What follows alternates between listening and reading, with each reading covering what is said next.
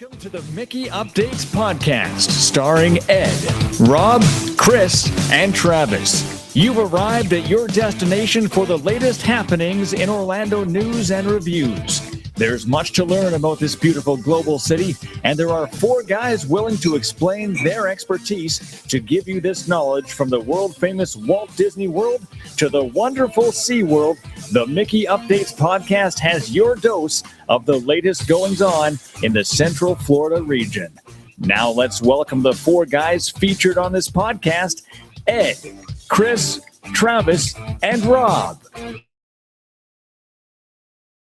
All right, welcome to this week's Mickey Updates, the podcast. My mic is a little low there. Turned it up. We are here live for you on YouTube, and we are recording for iTunes, of course, as we do every week. And hopefully my computer will last out this week. Apparently, it doesn't want to charge when I give it a CPU load of over 25%. So I don't know why that is, but it is not. It's very strange. But I don't know. Apparently, I'm not the only one having this problem, so I don't know. But so I'm gonna see if we can make it through. We don't have it shouldn't be too long of a show today, so we'll see if we make it through. But moving on, we have Ed with us this week, and we have a special guest with us, theme park enthusiast Lon, animator, awesome guy, is joining us this week. He is on with us on Skype here. Hello, Robert. Hey, Lon, welcome to the show. I am so happy to be on Mickey Updates. This is a thrill for me, so I'm just follow your lead. All right, we are here, and we have lots of stuff to talk about. We will kick it off with the news of the week, and we have some closures coming up. And let me just adjust this audio here just a little bit lower here. And Space Mountain is closing soon here on April 20th through the 23rd, so look out for that. It'll reopen on the 24th. Small World is also closing on the 14th to the 17th. So look forward to that at the Magic Kingdom if you're planning a vacation there soon. Check that out. Make sure you know that those will be closed. Also, big news coming out of Hollywood Studios again. This year, Frozen Summer Live will be back June 17th through September 7th. Frozen Summer Live returns to Disney's Hollywood Studios June 17th through September 7th, 2015.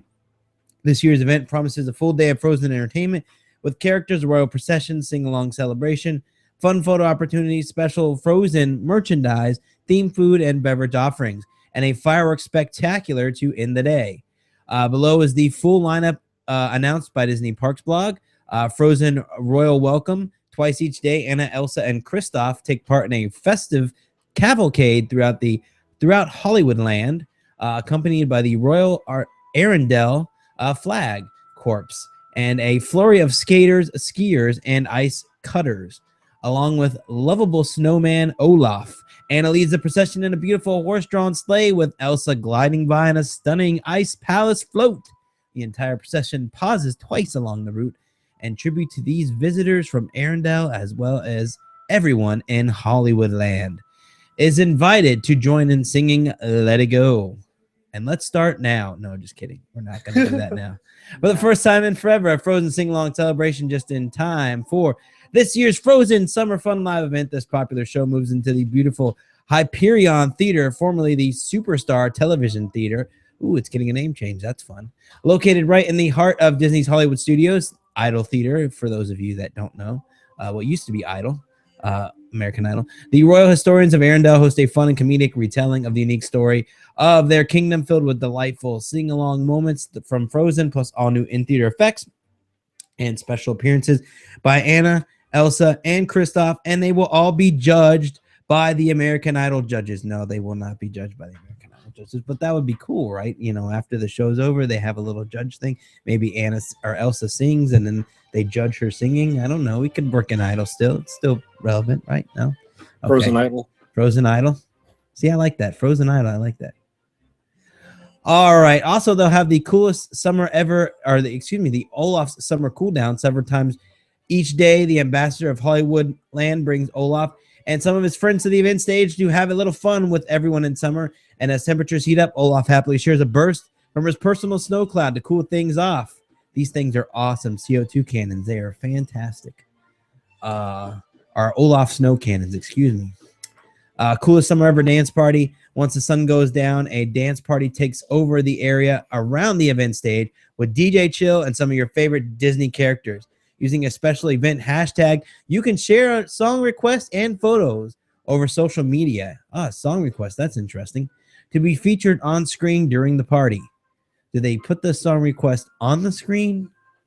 I don't understand that one. I've seen other places do that where they just kind of run a banner across the bottom showing tweets and tags and stuff. Well, see, there's two things. A, how does the DJ see that? And B, if they're rolling those type of messages across the screen and the DJ's not playing them, how does that make the DJ look if he's not doing the request? Well, I'm sure they'll be very heavily moderated. Plus, the other thing of it, that too. Oh gosh, they after that Food and Wine incident. Oh, the screen at Food and Wine. Remember that? Oh my gosh, yeah, I think I remember hearing about that. Yeah, it was up for like 4 hours, and then like everyone, once people found out what the hashtag was, then they started tweeting the hashtag even though they weren't there, and it just turned into a mess of bloggers, unscrupulous bloggers, tweeting their links to their website on this with that hashtag, so they have their news stuff that shows up on that screen inside Epcot. So people are looking at the screen and it's pulling up stuff for like Mice Chat. Well, it wasn't Mice Chat, but that's the first name I thought of on the top of my list. No offense, just the first name that came to my head. Inside the Magic, I don't know, some of the sites. I don't remember the sites what they were. They were not the big ones though, but it would pull up their name and the link. And I mean, people saw this on the screen when they were supposed to see having a great time in a photo or something, but they saw none of that. That's funny. It was a food and troll event. Pretty much. Once people found out that hashtag, they had a lot of fun with that. The most notable changes from last year in the Frozen Royal Welcome will have 2 processions daily. For the first time in forever, a Frozen sing-along will move from the Premier Theater to the Hyperion Theater, formerly Superstar Television Theater, where American Idol experience was held. And there was also another show there. Anybody remember the old show there where you got to be Gilligan? Oh my gosh, you are going way back. Yeah, that was a good show. I was Gilligan. A good show. I was Gilligan. Oh. Yep, ABC Superstar Theater. And the omission of the ice skating rink at Wandering Oakens Trading Post. It doesn't say if Wandering Oakens is coming back, though.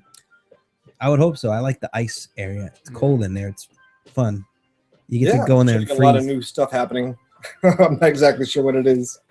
Be Our Guest begins serving breakfast tomorrow, actually, the 20th. According to the Disney Parks blog, the popular Be Our Guest restaurant and the Magic Kingdom will begin testing a fast casual prefix breakfast from 8 to 10 a.m. daily through June 18th. The meal begins with a pastry basket for the table to share. Guests can choose from a variety of French-inspired selections, such as assorted cured meats and cheeses served in marmalade, fresh fruit, and toasted baguettes. Eggs Florentine served in a puff pastry. Shell with country ham and roasted plum tomatoes on an open face bacon and poached egg sandwich with brie cheese. Also on the menu will be croissant be the croissant donut, a fried donut topped with banana caramel sauce, chocolate ganache, and whipped cream. Those seeking lighter options can choose from scrambled eggs whites with roasted tomatoes, multi-grain croissant, and fresh fruit, or a vegetable quiche with mushroom, zucchini, bell pepper, onion, and chive served with seasonal fruit. Kids menu selections include brioche French toast with fresh fruit scrambled eggs with applewood bacon and a fresh fruit fruit crepes with yogurt and fresh fruit with a berry foam and cereal and oatmeal. Guests are encouraged to make reservations and can begin doing so on the 17th, which is already passed. So you can do it now. It starts tomorrow, the 20th. And if I'm not mistaken here, you can actually pull up there. The menu was on there for the lunch or the breakfast. And I know, Lon, you told me not to be so negative, and I haven't tried it yet, but I'm so upset with Be Our Guest lately that I don't know, man. I'm nervous. Why? What's the matter, dude? It just, the food has never amazed me, and I've had bad service the last 2 times I've been. So yeah, I heard about that. That is unfortunate. Now the food does seem, it's not a McBreakfast. I mean, they actually do seem to be kind of throwing out some fancy food. Oh yeah, willing to give it a shot. Definitely willing to try it, and I'll keep optimistic on it. Now here's the thing. Here's what makes me a little skeptical about it. First off, it's quick service. It's not table service. So I don't know how the prefix thing and the quick service thing works. The app, I don't know if this is a glitch, but the app says all the entrees, the adult entrees are the same price. So it's $20 flat rate for every entree.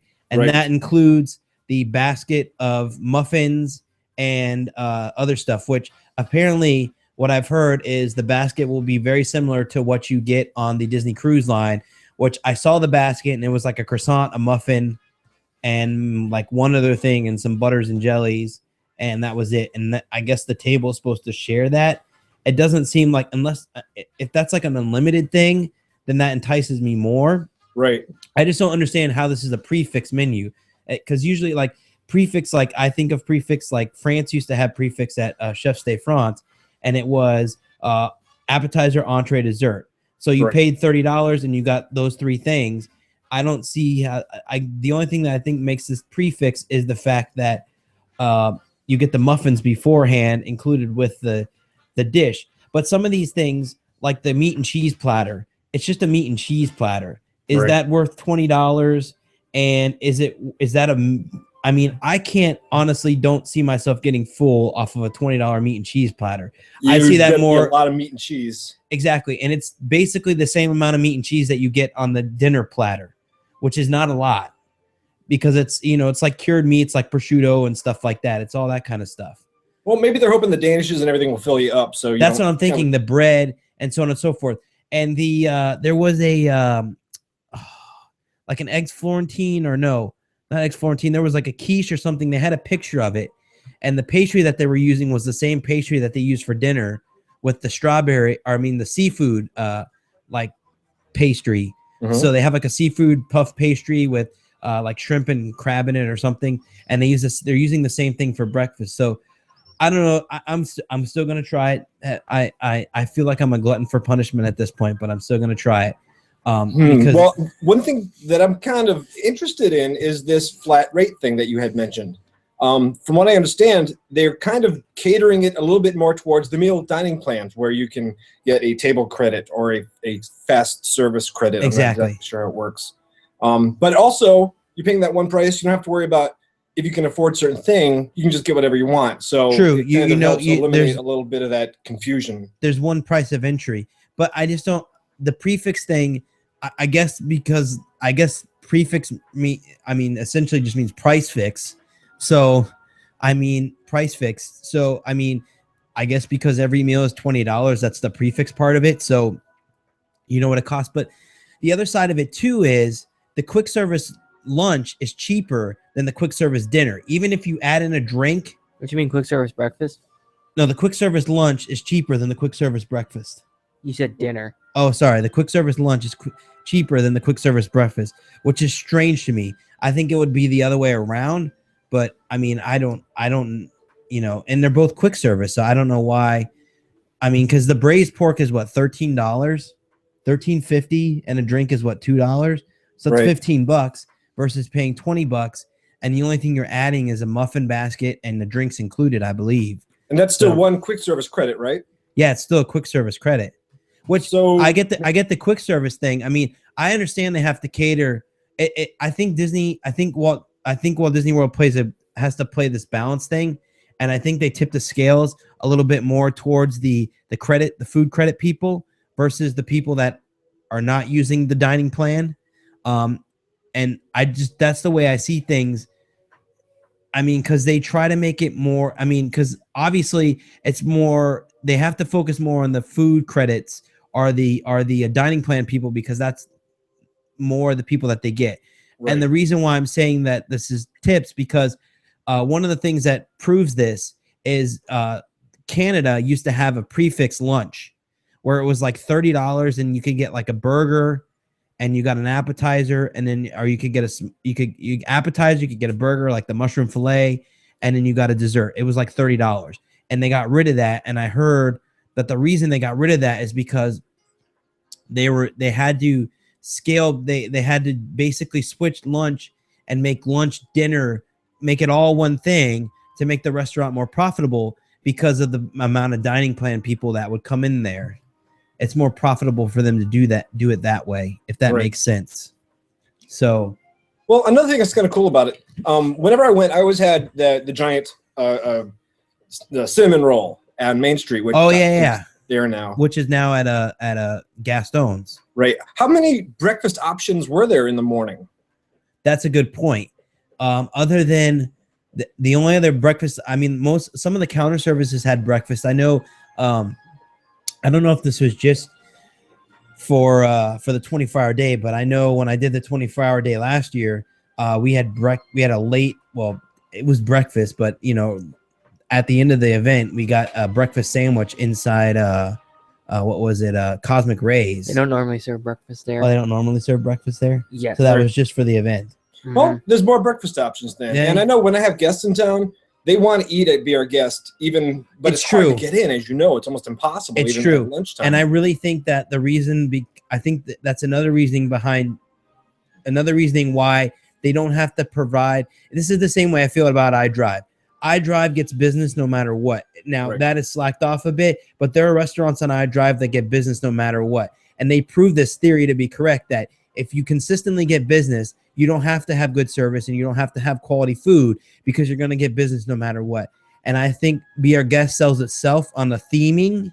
Mm-hmm. And I think it'll continue to do that for a while, at least a couple of years.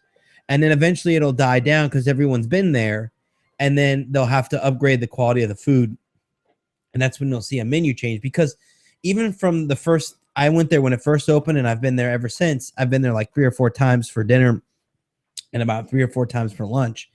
And the food quality never changes. It just never gets any better than what it was. So, I mean, it's not a cut to them. It's just the way that it is. It just doesn't get any better. So I've never had lunch there. I've had dinner, and I've actually been happy with the food, and the service is the star at that restaurant. Service is really good for dinner. Yeah, you are correct. The dinner service, the cast members that work that are fantastic. Yeah. The lunch is just the quick service side of it. I really think the quick service side of it really messes up the restaurant a lot. And the reason why I say that is when people come into the restaurant for quick service, they really trash the place. I mean, it's really sad, but they really trash the place. You know, I'll agree. It does seem a little odd that fancy restaurant would even have a quick service option, but look at it in there to at least experience it. That's true. It gives people the option to eat at the restaurant because it's the cheaper option, so they can go in there at lunch. I really think the lunch was just a cheaper alternative just to get people into the restaurant. People that were eating, we're not doing quick table service, but we're doing quick service, so that gets them in the restaurant. But one of the things that it's kind of like it's a weird gauge, but it kind of proves my point a little bit. The Rose Room is only used for lunch. I don't know if it's open for dinner now, but I'm pretty sure it's only used for lunch now. They were always only using it for lunch. So now if you go in the Rose Room, or the last few times I've been in the Rose Room, it just looks ragged. I mean, like the floors are like there's tiles missing out of the floor and stuff like that. It just looks a little ragged. Oh, bummer. And I really think that is because of the way people treat it, the way the counter service people treat it versus the table service people, because the counter service, it's a family, they have kids, they're waiting for their food, the kids are running around, they're screaming, they're shouting. Whereas with the table service, it's seen, the parents are more receptive as to what their kids are doing because they're paying more for the meal, so they see it as a higher quality restaurant. So they're not letting their kids run around. They're saying, hey, be on your best behavior. This is a fancy restaurant, instead of, okay, do whatever you want. It's cooled, it's air conditioned, we're inside this thing, you wanted to see it, here you go, run around, be free, act like idiots, I really don't care. I really think that's the mentality that they have during lunch. The parents just really don't care what they do because they just want to, it's hot, they want a meal, they want to sit down and relax for a minute, and that's it. Whereas at dinner, people get dressed for dinner. Dinner is an event more so than lunch is. Agreed. Well, again, at least the people have an option, and maybe it's true. It's a little more ransackled because the beast probably threw a fit, and you know what happened. Adam threw a fit. Hey, don't go there. Yeah, no. It's Bell's Prince. Mhm. It's the beast formerly known as Prince. Nice.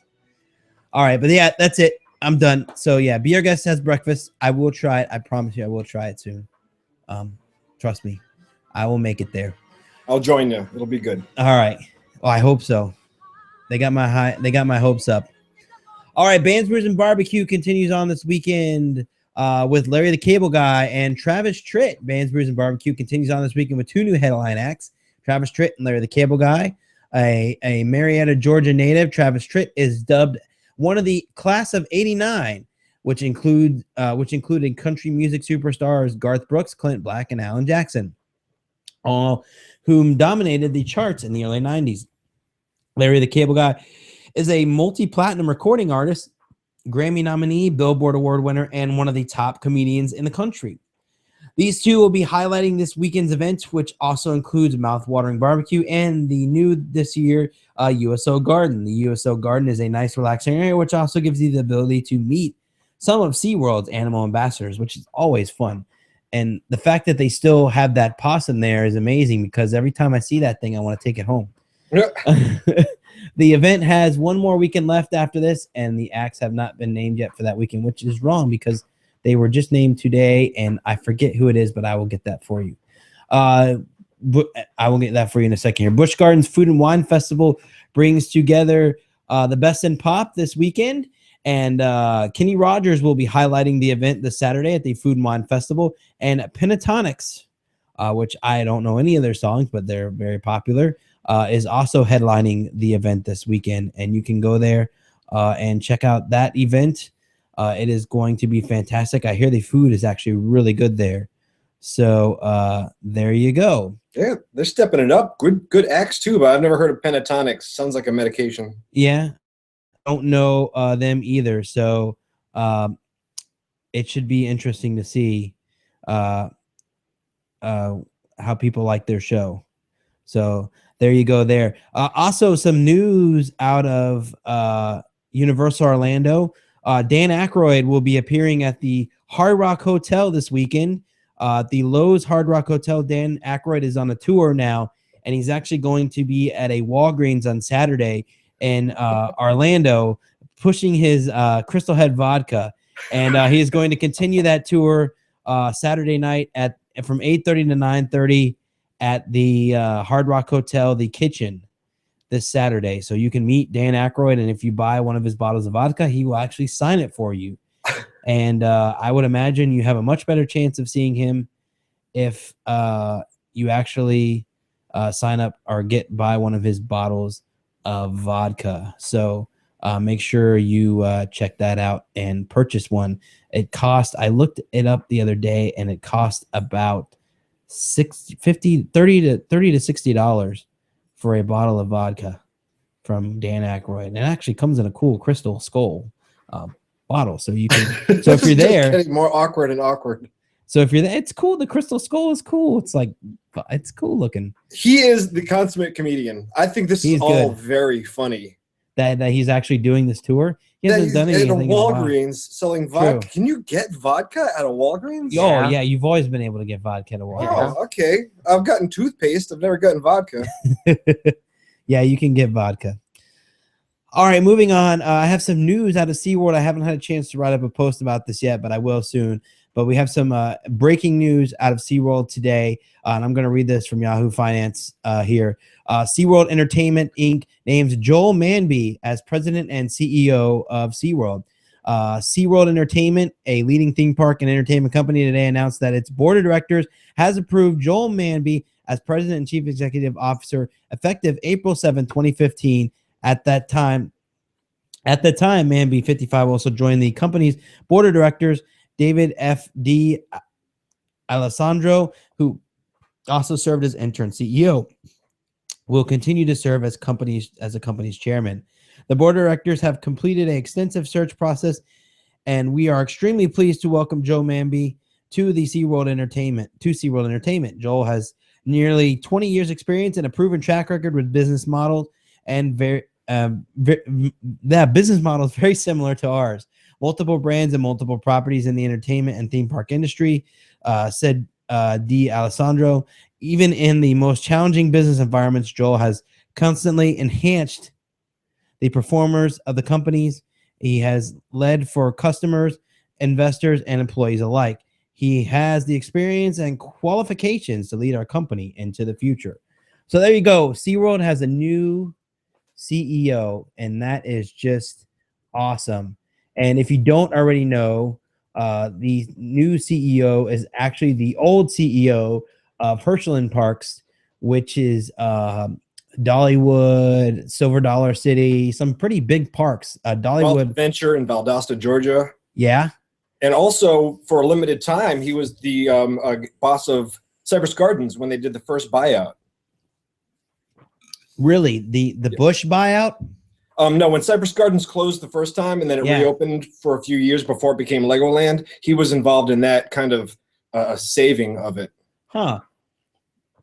I thought that was the time that Bush bought it out, because it was a Bush Adventure Park at one time. Cypress Gardens was. It was owned by Bush. Well, it was owned by SeaWorld. Was that during the first, when it was open originally? Yeah, that's when it was the Adventure Park. So it was initially Cypress Gardens for so many years, and then it changed over to after that it changed over to Busch Gardens buying them out, right? And they ran it as an adventure park, and that's when they added the coasters, and then they actually had four coasters, I think. Right. They had the Mouser, which is now the Technics one. Mm-hmm. They had the hanging coaster, and they had the wooden coaster, and then they had a spinning coaster too. But the spinning, and also Triple Hurricane, I think it's called. Yeah. The spinning one is now at a Fun Spot in Kissimmee. They moved it when Legoland bought them out. They bought it. Right. Yeah, that one's over there now. But I know Power the Kinetics coaster, which is the mouse one. Yeah, the that Technics was at Legoland in Windsor in the UK, and they ported it over to the Orlando park. Oh my gosh, that's pretty cool. Yeah. So maybe that wasn't there before then. Okay, yeah, it was kind of added in later. I thought but that was there before. Now this new CEO, he's leaving Herschend to go to SeaWorld. Yeah, that's what it looks like. Yeah. Ah, because remember Undercover Boss? I didn't see. I know which one you're talking about, but I didn't see it. So I just checked to confirm it. He was for Silver Dollar City, I believe, is the one that he did. That he did the show for. Either Silver Dollar or Wild Adventure. Yeah, one of those. He was that boss. He was on Undercover Boss and really impressed me. He has a lot of integrity, and he really cares for his people. Genuinely cares for his people and the industry. So I think we're going to see some good things. Yeah, my only concern, which I expressed to you earlier, which is sort of squashed a little bit when we were chatting earlier, was about the quality of I mean, not the quality, but just comparing Dollywood and some of the other parks that he's ran to basically SeaWorld and what's available in the area. I don't think those parks compare to what's available in the area. I mean, we have world-class theme parks that people aren't traveling out of their way to go to Dollywood. I just don't. I see it more as like a locals park where people are going out of their way to come to Orlando, to come to SeaWorld, to come to Disney, to come to Universal. So, you know, that then go in with that type of mentality. Now I can see that kind of for Busch, because Busch is more of our local Tampa Busch Gardens. Although I could see it totally being a destination park, I see it more as a locals park now, just because that's the way I think people react to it. But SeaWorld, of course, is a destination park, just because it's really in Orlando. And I think it just needs a little bit of, I think it's always been a destination and it's kind of died off a little bit. But I think if they elevate it just a little bit and put some work into it, because they have some excellent guys that can do some excellent theming. They proved that with Antarctica. Antarctica looks beautiful. So Brian Morrow and some of those guys, they're really good. They can do awesome stuff. I'm sure he's going to rely a lot on Brian Morrow, because he's amazing. Brian is just good. One of the best. And Orlando is it's the game changer as far as theme parks go, because it is a destination. He's going to have a big learning curve, but I agree. I think if he can pull some of that kind of down-home personal feel into our huge industrial theme parks, that's true too. He might have a bit of a hook. Yeah, I think, and I've said this before, I really think that that SeaWorld itself needs to take some sort of film or something, or create their own film or something, or do something with a franchise that's animal based, and create sort of a land based on that. And I always use the example. I know it was a flop, but I just use it as an example to kind of tell you what I'm going for, is like Mr. Popper's Penguins or something like that. Some sort of movie that is, because everything else has everybody else has franchises now. And I think that's the way that they need to go, because Universal has Harry Potter, Disney has Avatar Land, they have Star Wars. It's like the franchise wars. So I think for SeaWorld, in order to compete and to stay relevant, they need to offer some sort of franchise and transport people into that franchise at the park. But SeaWorld is very good at taking things that they create, like Antarctica, and even though they're transporting you into Antarctica, they're sort of teaching you this lesson at the same time of what it's like to live in Antarctica. Also, they're teaching you about conservation at the same time. So they hit you with all these different angles when you're at the parks. And I think they could do that if they had a franchise too. Let's say a Penguin movie came out and it was really spectacular and it had good numbers. They could take that movie and build that world inside, and then still have that conservation message and still have that underlying education in there as well. And that and still have shows like Shamu and what is it? The dolphin show, Blue Horizons. Love it. And have those inspirational messages as well. I don't think SeaWorld has to ditch their core beliefs. And I just think they have to modernize the way they do things a little bit in order to attract more tourists. I think that in general, I don't think Blackfish is the issue. I think the issue is that people just are not into marine parks as much as they used to be. Nope. I just don't think people go to the parks and want to do a marine show and spend their day watching marine shows. I just think that as we've evolved past that type of, I mean, there's a certain level inside of us that does feel, I mean, we shouldn't feel bad, because obviously SeaWorld treats the animals with exceptional care, and they do a lot for animals and stuff. But I still think psychologically there's that small portion in our brain that feels somewhat bad about the animals in captivity at these shows, and it's completely off base, and it's not, there's no reason to feel that way. But I think people just generally have that in the back of their head without even thinking about it. So I think that's why people have sort of fallen off, have the love for marine parks has sort of fallen off. You're totally hitting the nail right on the head. And to update your viewers a bit, I'm one of the many theme park designers in Orlando. So I'm going to kind of approach this now in that aspect. You hit on two really good points. IP, intellectual property. Yes, they should pull in a little bit more intellectual property, just like Universal Creative always says, IP is key. Happy Feet, great Penguin movie, won the Oscar for Best Animated Film of its year, had a sequel. that would be a wonderful Penguin franchise to pull into it a bit more. And it was a great movie on top of that. So I don't think that would be cheesy whatsoever. No, because if you get if the kids see the characters from the movies that they like, I mean, Sesame Street is great, and SeaWorld has done a lot with that IP, a lot with Sesame Street. But I think Sesame Street as a general is just a dying brand. When I was younger and I watched Sesame Street, it was huge. It was great. I love Sesame Street. I don't think kids today can relate to Sesame Street, or they watch Sesame Street. And the kids that do watch Sesame Street are really younger kids. I think that don't necessarily want to go to SeaWorld or have any interest in going to SeaWorld, and the enticement of a show like that with Sesame Street is more of a babysitting thing to keep the kids quiet. They don't care that they're at SeaWorld. They're lost in their own world because they're not old enough to comprehend what's going on around them. They see Elmo on stage and they're just jazzed at Elmo for a little bit, and that's it. I don't think kids that are 5-year-old and up really could care that much about Elmo and all these characters. I think on the Sesame Street thing, it's not so much as dying. I think really what it is not a lot of people are watching. I think it's on PBS, and not a lot of people really watch PBS. And Sesame Street is geared to a younger crowd. I mean, look at talking about PBS. Look at Barney at Universal. I mean, really. Yeah, I mean, it's still there. It's still there. I mean, that's the mentality we have when we talk about that, is it's still there, which I applaud SeaWorld for coming up with new shows for Elmo and all this stuff. And they really want to buy into that brand. They have Sesame Place, the park. That's fantastic. It's fine. But I think they need to expand on the IP a little bit. I mean, I know you think that that's your bread and butter, but you need to get some sort of IP that's new and that's relatable to kids from this generation. And they can really say, okay, this park has Happy Feet. I want to go to this park because I want to see Happy Feet. And then people will do that. And that's what gets people into the parks nowadays, is IPs.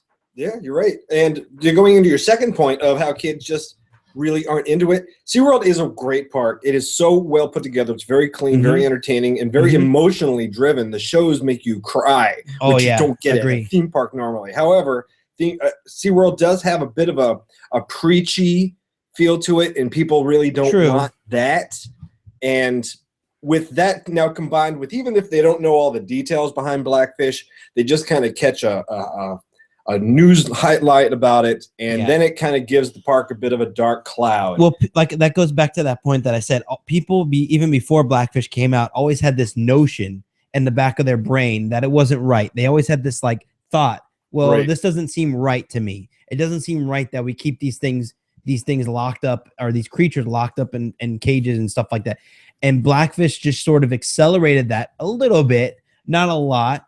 And SeaWorld has done a good job of combating that and proving that what they do is legit. And I can honestly tell you I mean, this is 100% the truth. I have seen it all. I know what they do. They are nothing but good people. They don't do anything wrong. I've seen it with my own 2 eyes. They're heroes. They're police officers. They're heroes. They're rescuing these animals. They're taking great care of them. We're learning about them. When I was in school, this teacher actually told me that killer whales and sharks and piranhas, they were like the monsters of the ocean, and they needed to be destroyed. SeaWorld changed that. They were hugging on them and swimming with them and doing tricks with them. Totally new perspective. SeaWorld was really the catalyst that broke the mold of how we looked at these amazing animals. And they care about them. If I've been backstage, personal relationships with them. The specialists, they genuinely love these animals, and they care for them. Oh yeah. But, it should have never happened in the first place. The whole capturing, I agree, should have never happened. But here we are, and they're taking care of them. SeaWorld has taken a bad thing and made it a great thing. Yes, these animals are happy there. They're so happy they make me happy when I watch them. Exactly. I totally agree with you. I think there's just so much good that SeaWorld does that you just can't. I mean, everything else is nothing, because they just do so much good for these animals. It's insane. It's too bad that they're there in the first place. It should have never happened, but they're turning it around, and now we're learning. And you know what? The good outweighs the bad. And as long as those animals are happy, which they are, you know what? I'm not a professional. I know I build a roller coaster, but I'm not a marine mammal specialist. Leave it to the specialists. Exactly. They know it. They get it. Let them make the decisions, not these weekend Walmart employees. Exactly. And the other thing is too, even the specialists that try to defend the movie can't defend the movie. So there's just so many things that don't add up to that thing. It's just too much. But I mean, honestly, I mean, I've seen the tanks. I've seen where I've been behind the scenes at SeaWorld. I've seen how it works, and I've been on the other end of it too. I've seen the rescue efforts. I saw them work from literally 6 p.m. till 4 the next morning, rescuing manatees out of a storm drain. You know, I learned that on your show. I was blown away. They're there all night long doing this for free. Yeah, charging for it, getting charged for it rather. And where's the activists? You know, where's PETA? Not very active. Well, the best thing I ever heard them say at SeaWorld is we were speaking with the head veterinarian, and I forgot his name. He's on the rescue show, and he basically said, you know, we get called for a rescue. I get a checkbook that pretty much has a blank amount, and I can do whatever I want. And there pretty much is no, I mean, unless it's like $1 million, I have to get approval, but usually it's not even close to that. And I can do whatever I want. And it's all about the care and rescue of these animals. And that's it. And that's all that matters, is that we save the animals. And that to me was just the way he said that. Like, listen, it doesn't matter what it costs. As long as if we need 20 guys, 30 guys, 40 guys, 50 guys, we'll do it. And you know what? They're doing it all with no praise right now either. Yeah, exactly. They're doing it all while everyone for being heroes. Yep. You're exactly right. But I think SeaWorld should have been a lot more active. I think they're realizing that. They were a little bit of the let's forget about, let's ignore it and it'll go away situation. Well, that was wrong. So they need to now tell the story of what they're doing, and they have to make it sincere and genuine and emotional, and it'll turn things around so hard. Yep, I totally agree. All right, moving on. Speaking of SeaWorld, love the show. I was going to talk about Bands, Brews, and Barbecue and mention the next 2 week performers on the 28th and 29th, and it is Bill Ingolf, which is the Here's Your Sign guy. He's pretty funny, and Alan Jackson. Great country artist. So if you like any of those folks, you can go see them at SeaWorld during Bands, Brews, and Barbecue. And let me tell you something. SeaWorld, by far, hands down, the best concert venue in Orlando at a theme park. I would say that the arena beats out SeaWorld, but it's just by a hair. But the concert venue at Bayside Stadium is awesome. You got this, it's right on the lake. It's facing the coasters. You can see Kraken in the background and Manta. And it's just this beautiful scene of SeaWorld. You just see SeaWorld. The seating is spaced out nicely. It's your own seat. There's no crowding. You have armrest. It's just awesome. It really is awesome. And anybody that's seen a show at SeaWorld will probably agree with me, because if you've been to like Universal and seen a show, their show area is a mess. I refuse to see live shows at Universal, because you are literally like so close to your neighbor that you're like touching each other. That's how close you are. I mean, and everyone is trying to, and they're just trying to cram as many people as they can. People get antsy. They fight. They don't want to. No. SeaWorld is organized. Their seating, everything is laid out. They have plenty of cast members or team members making sure that everyone follows the rules and doesn't do this or that. It's awesome. And they always have preferred seating for like platinum members and VIP seating for people that want to pay extra for VIP, which is always an option. So it's just a really good concert venue. One other thing I wanted to mention to on the show too, and hopefully I can get this to play because I couldn't earlier, but this afternoon, or this morning actually, there was a flyover at the Magic Kingdom. Some what was it? The Thunderbirds actually flew over Magic Kingdom, and I have video of that from Big Fat Panda from BigFatPanda.com. And I'm going to play that here in the live feed, and you guys can listen here on the show. You'll hear the jets fly over the Magic Kingdom, and this is actually cool. They came Panda caught the second flyover, which was them flying over Magic Kingdom and sort of doing a split. They flew over Cinderella's castle and did sort of a split, and the parade was going on at that time. The Move It, Shake It, Celebrate It, Dance It, Play It, whatever it's called now. Sing it. You bought it. You break it, you bought it. That parade was going on at the moment, and they actually did a flyover during that. So it's actually pretty cool. So I'm going to go ahead and play this for you guys right now so you guys can see this.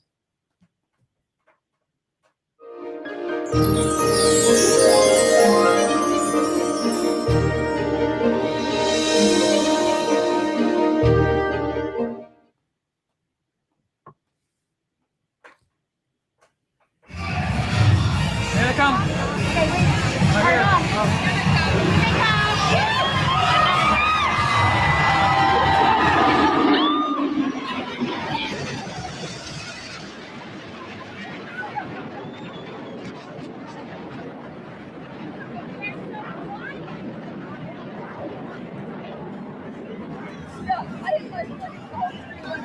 So there you go.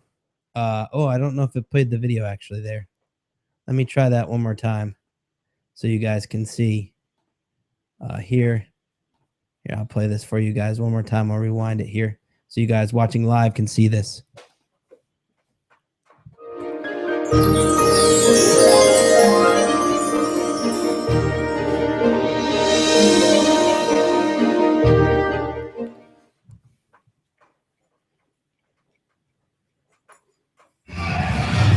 Here they come.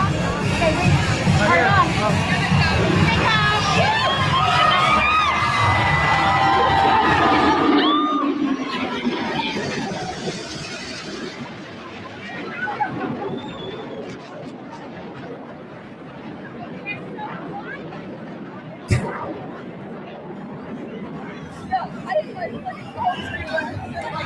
I think did I hear someone in the crowd say they're so quiet? Yeah, I heard that too. I think I heard that too. You guys got a nice shot of my desktop there. But yeah, that was the flyover. It happened this afternoon or this morning, actually, 10 something, when the parade was going on. So that was pretty cool.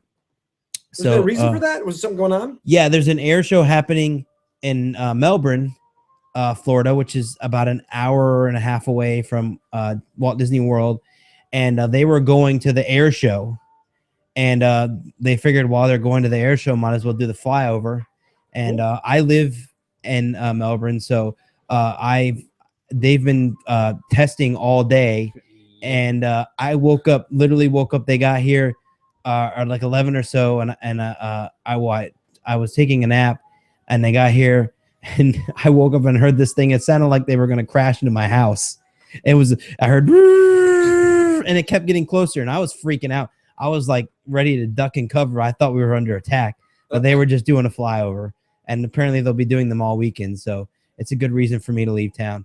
Oh, that's cool. Well, it's only like a 2-minute flight for them. Yeah, they're doing an air show. So there's all kinds of jets and stuff coming in for the air show, which it's cool, but it's awfully loud. I don't see how that lady could have said she didn't hear that, because I definitely heard it. So And she was louder. I'm sure there were people at the park that didn't know what they were doing. And for those of you that don't know, Walt Disney World is a no-fly zone. You can't fly over Walt Disney World. Mm-hmm. So for that thing, most people don't know that. So I'm sure they wouldn't be too freaked out. But even then, those jets flying over does have to freak some people out a little bit. But and then when you saw it, you'd be like, "Cool!" Yeah. So it's pretty cool to see that. They were just checking the wait time for Space Mountain. It's still 60 minutes. No, they were looking for Anna and Elsa wait time. It's still 3 hours, guys. They just kept on flying. I love you. So, all right, moving on. That's going to do it for that segment. And before we go, I want to make sure we thank our sponsor real fast for that segment, which I forgot to do at the beginning of the show, but we'll thank them now and at the end of the show, too. We want to thank MapleLeafTickets.com. MapleLeafTickets.com has been providing discount Orlando area attraction tickets for more than 30 years. Visit them today at MapleLeafTickets.com or call 1-800-841-2837. That's 1-800-841-2837 2837. That's mapleleaftickets.com for all your ticket needs. Check that out. And also make sure to check out couponorlando.com. Have you been on there yet? You got to check it out. It's awesome. There's all kinds of deals on there. We're constantly evolving the site and making it better for you guys to find deals. And even we're going to add in information from like Yelp and stuff like that on some of the reviews as well. So you guys can see what the reviews are saying for the locations that we are offering coupons for. So definitely check that out, couponorlando.com, and get all your coupons and special deals for Orlando, including our special deal from Airheads Trampoline Arena. Check that out. Airheads Trampoline Arena. You'll have a blast. $5 off their regular admission. You'll have a great time in there jumping around on trampolines. I've been there before. I lasted about 30 minutes before I was out, tired, cold, but it is a lot of fun. You guys will have a blast. So definitely check out couponorlando.com and check out that special deal. I guarantee you will have an awesome time with that. So moving on from that, we are going to go into Ed here with the weather and the Twitter segment. Alrighty, starting with Friday, March 20th, it's going to be mostly sunny. The high of 90 and the low of 67 with a 0% chance of rain. Then on Saturday, it's going to be partly cloudy with a high of 88 and a low of 69 with a 20% chance of rain. Then on Sunday, it's going to be night showers with a high of 90 and a low of 67 with a 50% chance of rain. Then Monday, thunderstorms with a high of 81 and a low of 65 with an 80% chance of rain. Then on Tuesday, partly cloudy with a high of 80, low of 64, and low of 64 with 20% chance of rain. And for our rumors, the first one I saw today, actually I saw all my rumors I saw today. The first one was I saw this one on Theme Park Insider. Then I saw more people confirm it on Twitter. Was looks like they're going to take out half of Innovations. Innovations West is going to be closed this summer. They're going to take out the west side? Yes. Which is what's on the west side? Is that Kuka, Some of All Thrills, or is that Where's the Fire?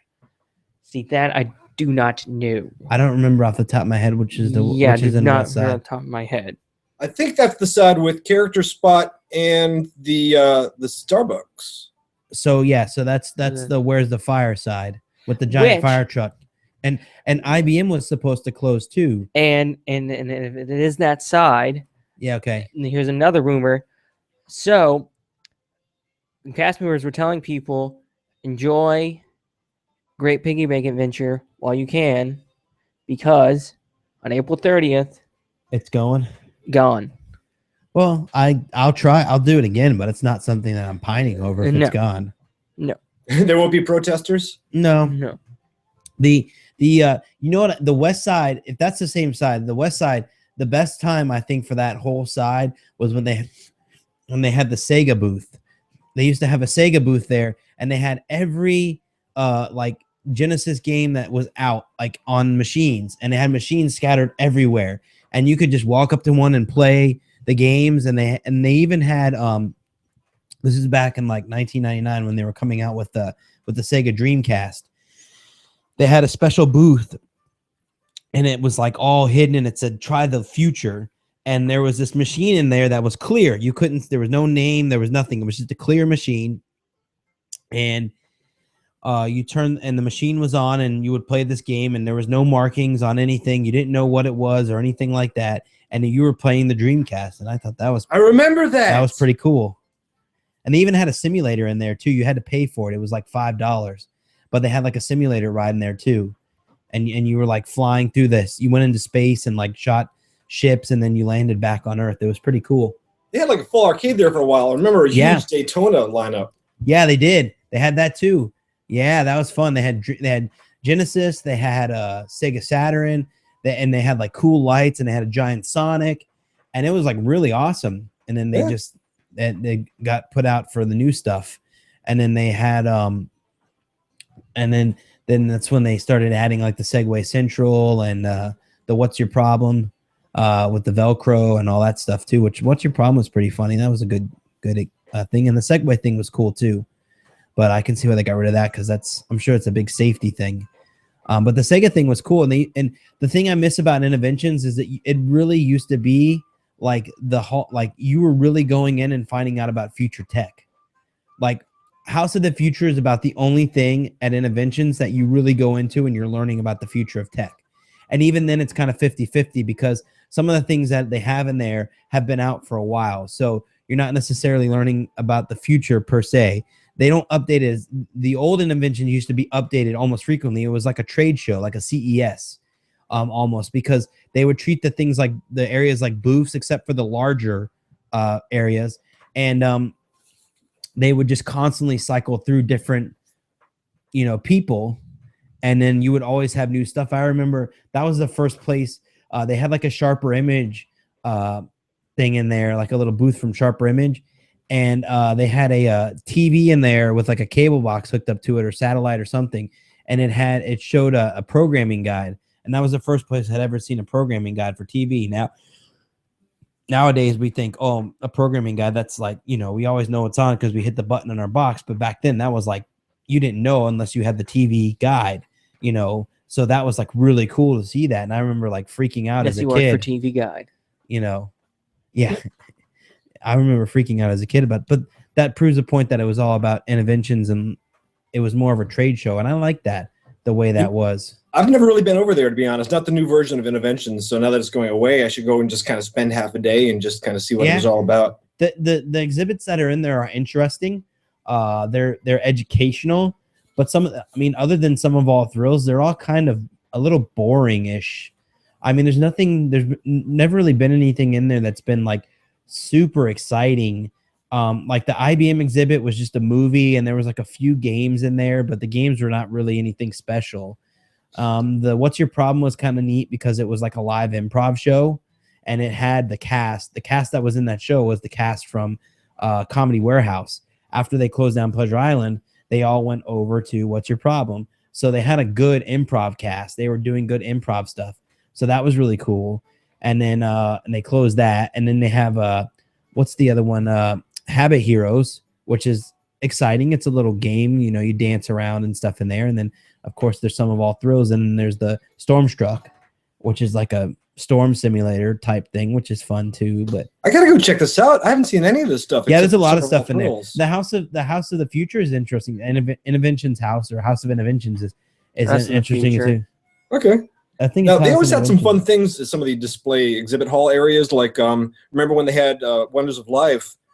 They had the Making of Me movie. Yeah, that was a brilliant little creation. And also, what was the other neat thing they had? Oh, Cranium the animatronic bird with the robotic arm. Oh yeah. That was fun. Yep. Yeah, they had a lot of good.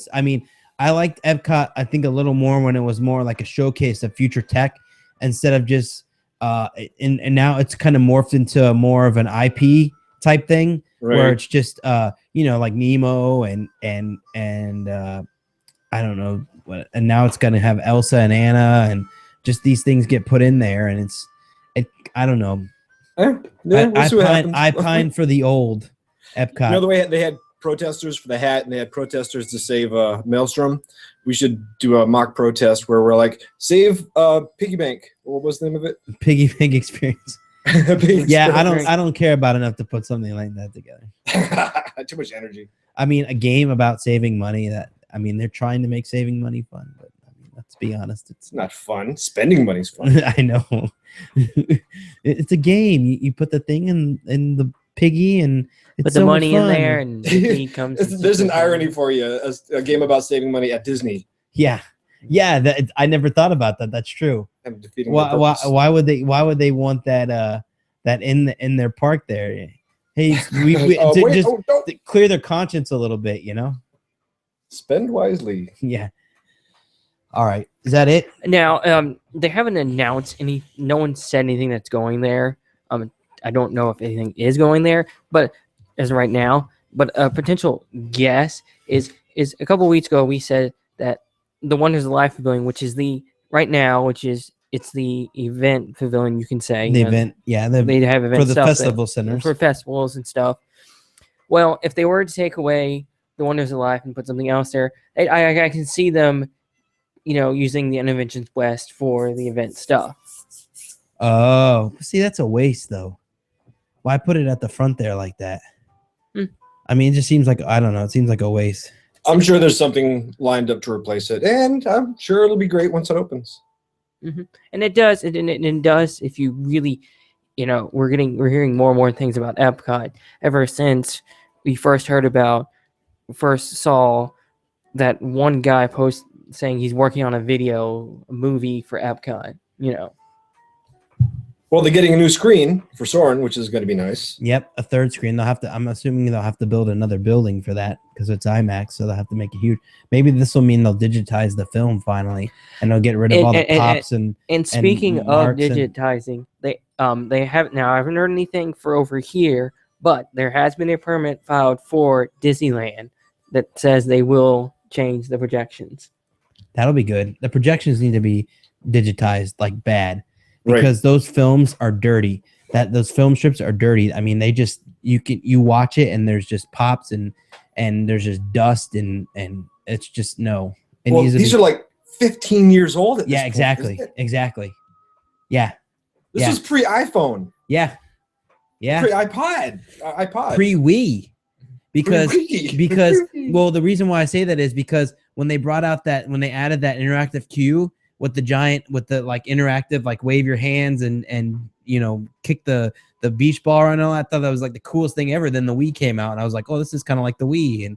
And I was like so jazzed. Hey, this is cool. Yeah, it's a cool little gizmo. And then the Wii came out. But yeah, third screen there and another track for Toy Story, which will definitely upgrade the video quality, update the video also, because we're kind of like flying through random state in America. Where Epcot should be international, fly around the world. Yes. Ooh, that's a good idea. I would love to fly over Great Wall of China. Yeah, I don't think that's going to happen. I've heard that. I've heard they wanted to update the China film with the. They had the ability to do it a while back, and update the film and still use the circle vision, and they were not allowed by the Chinese government. That's what I heard. You know what bugs me about that one? It's not a huge complaint. It's just when I get on a ride, I like to really immerse myself into the experience. I want to believe I'm doing it. And unfortunately, there's like camera cuts going on. Oh, yeah. And I'm like, there's no transitions from scene to scene. It's just like, pow, I'm over an orange field. Pow, I'm over a lake. The only thing that annoys me about the 360 is the Canadian film. Because the Canadian film, although it technically was an update, it isn't. Because a lot of the scene, like 90% of that film, minus the parts that have Martin Short in them, are from the old movie. They're just repurposed. Right. So they cut them up and repurposed and re-edited the old film, digitized it, and then put Martin Short in there in a few scenes, and then that was it. Yeah, it's just like they gave the movie a facelift. They didn't change anything. Exactly, which kind of annoyed me a little bit, except for the part they did add the girl at the end singing that won the national Canadian American Idol or whatever at the end there. Canadian Idol. Yeah. Beauty. Why would it be the Canadian American Idol? Yeah, the Canadian Idol. Canadian American. Correct. Is that it? There's one last thing, and this one's actually a little big, but if this happens, it also says, okay, you want the rights to Marvel in your parks? Let's talk. So they are ready to talk. But about having them in the parks over here? Yeah, buy it out, do the buyout and all that. Now, first off, you know what that says to me though? That says that we've got King Kong and other IPs that we're working on that we don't care anymore about this, because you're gonna I mean, I don't know this for sure, but I'm sure Disney is charging them an arm and a leg to have that in their parks. Or Universal or somebody's getting the short end of the stick on that one. No matter what, they're probably making the least amount of money at that land. Exactly, and I would imagine that that area is probably, yeah, you're right. Probably in Islands of Adventure, that area is probably the least trafficked area. I mean, look at the Hulk. The Hulk is like always a 5-minute wait. Look at, some of those attractions back there. Dr. Doom's and Spider-Man, I think, is the only one that gets a decent wait. I mean, Dr. Doom and Hulk, and then what is the spin thing? The Force, Storm Force, Storm Force. Storm Force Accelerator. No one's doing that either. So it sounds like no one knows it's back there. well, that's true. I didn't know for the longest time. I was back there. I'm like, I looked at the map one day and I was like, what's Storm Force Accelerator? I've never heard of that. And then I saw that thing back there. And I was like, oh, it's like teacups. Okay. You know what? This is horrible, but I'll admit, since both Harry Potter lands have opened, I haven't cast a shadow anywhere else in that park. I just beeline it right to Potter, and I'm just staying in both parks all day. You know what? Until I leave. I mean, those are the best parts. I mean, for me, it's more. I'm more about the rides than anything, and as getting in as many rides as I can. So when I go to those parks, for me, if I have an open day, I'm just gonna go straight to. I mean, for me, Simpsons is where it's at. I have to go to Simpsons no matter what because I'm a huge Simpsons fan. So I have to go there and at least get it. I have to have a meal there at least. I have to do it. I either that or get a beer or something inside Moe's or the outside of the Duff Gardens or whatever. I have to do that. So how's the mac and cheese there? I've never tried it. The mac and cheese at Simpsons. I don't never had mac and cheese there. I think they had like a bacon mac and cheese or something. Oh, I've never seen that. I've had I love the Clogger burger, the Krusty Burger Clogger with all that sauce on there and like 4 patties. That's where it's at. Try the chicken waffle. Yeah, Ed had that. Is it good? It's good. That's from Cletus's. Yes. Yeah. But yeah, I like it over there. I have to go over there because I really feel like that I get like it makes me understand why people love Harry Potter so much, because if you've seen that for so long, like I've seen Simpsons for so long, and then to see that area and be transported into Simpsons or into Springfield is pretty awesome. So I get it. So I always have to go over there. But I for me, it's more of getting on all the attractions like I can, like Mummy and Rip Ride Rocket and things like that. Yeah. So I mean, I like Harry Potter. I'm just not, there's nothing over there that makes me want to go over there. I mean, Hogwarts, the ride at Hogwarts Forbidden Journey kind of makes me a little queasy. It's the only ride that makes me a little queasy. I could do it like once and then I'm done for like the day. But Gringotts, I could do Gringotts a lot, but it's just so, it's just, yeah, I don't know. I'm liking Gringotts better the more that I get on it. When I first did it, I was a little underwhelmed, but then I started, all right, you know what? I think my expectations were just a little too high because they had set the bar with Forbidden Journey. You can't even see the bar. They set it so high, but this is still, it's a really excellent ride. Yeah. I don't know. It's just craziness, but oh, well. Now back to the negotiation. I think the negotiations are going to take a while. And B, I think Disney actually does want Marvel in their parks based upon success. You shouldn't say parks because they can have them everywhere else. It's only on this side of the country. Really, I mean, they have Marvel on the cruise line. They have to get out into international water before they can start it, but they have it. Actually, let me put it this way. I think what they really want is with these changes coming to Hollywood studios, with the rebranding, and all that, I think they want there. Marvel in there. Yeah, that's and I think Universal is going to know that, and they're going to it's I'm about 50-50 if it's going to happen or not. So is this still a rumor, or is it? Oh, it's still a rumor. Okay, it makes sense. It sounds because it sounds legit to me. Yeah. Mm-hmm. I mean, I could see them wanting it back. Because they want to do stuff with it. Put it in, I said, Hollywood. I mean, obviously, it's very popular around at the other parks, and especially on the cruise line, it's very popular. And then they've done stuff in the other parks across the world, with that as well, and it's been popular. And with them coming out with this insane movie schedule, I mean, Disney movie schedule is insane. Marvel's pulling in so much money. I mean, Guardians of the Galaxy, all these films, just huge. The only complaint I have about the movie schedule is I think when you do too many movies like that, it kind of dilutes the franchise. I'm more upset with the Star Wars than I am with the Marvel stuff, because Star Wars, I think, having a movie every other year or whatever from Star Wars just dilutes it so much. I mean, I thought even with the first 3, when we had those come out a few years ago, that those episode 1, 2, and 3, I mean, I thought that diluted a little bit, but I was okay with it because it went along with the original story, and now you have a continuation and all this other stuff, and it's just, I think it's too much. Even Well, the newest one, I think is too much. But I think for a kickoff, sure, bring a lot in because it's been years since we've had any Star Wars. We're starving for it. So let's pig out, have a good buffet, and then just kind of eat normally after this. Yeah. But that's really fascinating though with the Marvel takeover because I mean Disney spent how much money on Marvel? Billions? Something like that. Yeah, they bought and that's fine. And I think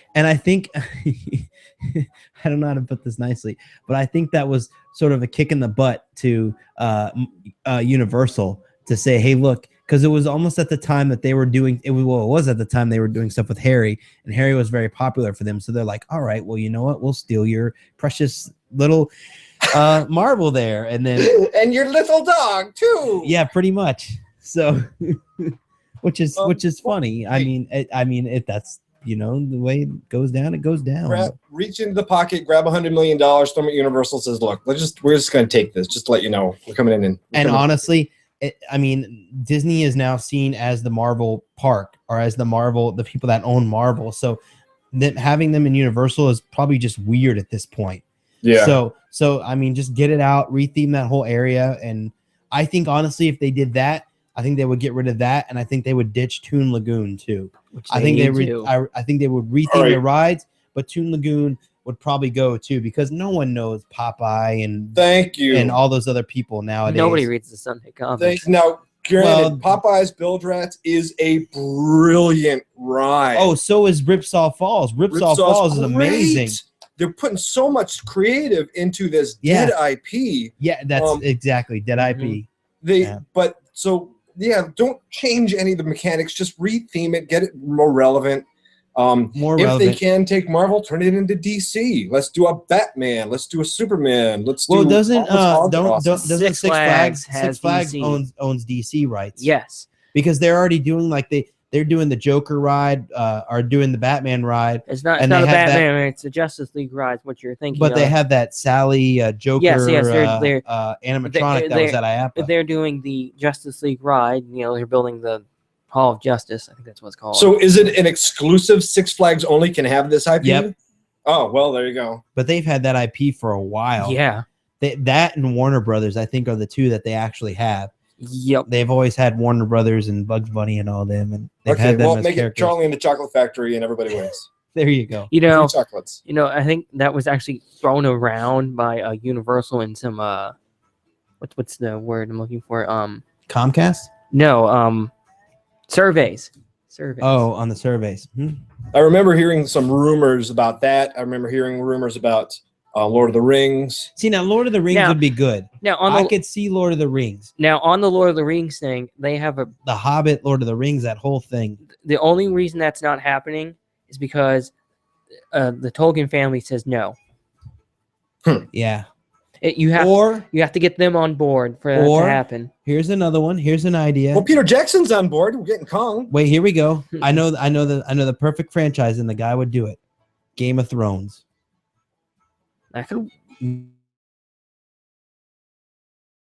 Game of Thrones. It's the this is gonna sound bad, but this just shows you how popular it is. And this is just it's one of the most popular shows on Sunday. I've heard a lot about it. So yeah. Plus, it's the most pirated show on the internet, like ever. So I mean, it does have some popularity behind it. No, I agree with you on the pirate thing, but I think just no one was supposed to pay for HBO. Yeah, no one. But still, people want to watch the program. But they want to watch it, and they'll find a way to watch it. Yeah. How about this for an idea? We're just brainstorming now for fun. Change it out a bit, and it is a huge IP, and people do it, and it's something different now, something people haven't really done before. How about a World of Warcraft land? Now, on that, there was a rumor a while ago saying they were going to do video games, and that was one of the ones they would do it on. Ooh, another one that'd be good if you're going to do a video game is Minecraft. Minecraft is huge. Now, if they were to do Lego. If they were to do Minecraft is Lego? No, it's not. Well, it's kind of Lego. You build them. You build blocks, but still, it has a different feel than Lego. You could do it. I mean, the guy made like $700 million on that freaking game alone. I mean, it's freaking insane the amount of money he made on that game. Five Nights at Freddy's theme park. Yeah. Now, speaking of the video game rumor thing, one thing is I think it's Universal Japan. They actually have a Resident Evil ride over there. And they haven't done Resident Evil before as an IP for Halloween Horror Nights. Yes, and the ride is like a shooting style ride, which would be perfect. Yeah, they should just expand. I mean, they have a lot of great IPs that they use for Halloween Horror Nights. Walking Dead would be an excellent area for them. Walking Dead would be huge, I think, if they did something for that as another IP. Face Off is pretty big for them. People like the Face Off stuff. You know what they need to do? A Universal Halloween Horror Nights this year? What? And they don't have to build anything. Sharknado, baby. Oh, yeah. Vortex it's already Theater. built. The whole way. It's pretty yeah. It's just like the park in the movie. But Sharknado has a following for the movie just because of the fact that it was so bad. Yeah. That it's a joke. It's a goof. Yeah, it's a goof. Yes or no? Would you go to a Sharknado house? Would I go to a Sharknado house? If okay, what I think that Universal was missing last year, Halloween Horror Nights, we had this house called HR Blood and Guts, and it was a campy comedy vampire house. I walked in this house literally, and the HR Blood and Guts, the vampire was standing there, and he's having these conversations that are comical yet awesome at the same time. And it was like the best house I've ever experienced at Halloween Horror Nights, hands down. Did you do the comedy house in Vegas that was Penn and Teller? Yes, that was pretty good too. I loved it. It was so much fun. But not as much as HR Blood and Guts. HR Blood and Guts, it was stupid. I mean, a lot of people I don't think enjoyed it as much as I did, but it was just the way that it was done was so good. It just, I don't know how to describe it. Like just the way that he acted and the way that he just, HR Blood and Guts was, if they could do a Sharknado house around that campy comedy sort of feel and make and play on the fact that they know that the movie's not like the greatest movie ever, but a lot of people enjoy it because of the fact that it's make sort it of ridiculous. Make it ridiculous. Totally ridiculous. Exactly. Make it ridiculous. I would be so in love with that house. It would be my new favorite. I just want to see something that's scary yet ridiculous at the same time. The sharks flying all over the place. Exactly. And that could be awesome. I mean, that could be really cool. So. And they put like giant fans throughout the whole thing, so it feels like there's a hurricane going on. Retheme Twister. Let's do it. Oh my gosh. Whoa, win. You're hired. Sharknado Twister. You don't have to do anything. You've already got you take you got the Twister. You got the Twister, and the thing makes the Twister already inside the ride there. String up some sharks and have them flying around. You got the cow that flies through. Make that a shark. I don't know. Just have sharks everywhere in the freaking thing. That would be pretty cool, actually. My heart is beating out of my chest. I'm so in love with this idea.